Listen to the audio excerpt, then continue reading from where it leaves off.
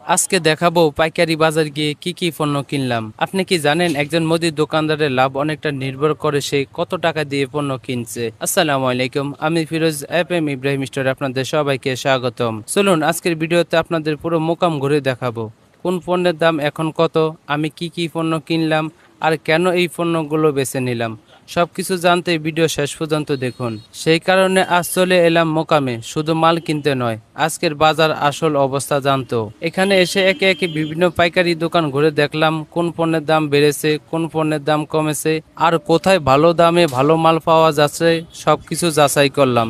আজকে দোকানের জন্য কিনছি আলু, পেঁয়াজ, গম, ভুসি এবং ব্রয়লার। একজন দোকানদারের জন্য এই বাজার দর জানা খুবই গুরুত্বপূর্ণ, কারণ পাইকারিতে একটু কম দামে কিনতে পারলে সেই সুবিধা কাস্টমারকেও দেওয়া যায়, আবার ব্যবসার লাভও ঠিক থাকে। আর আমাদের এই ধরনের ভিডিও যদি আপনারা নিয়মিত দেখেন তাহলে লাইক, কমেন্ট, শেয়ার দিয়ে আমাদের সাথে থাকুন। ধন্যবাদ। আল্লাহ হাফেজ।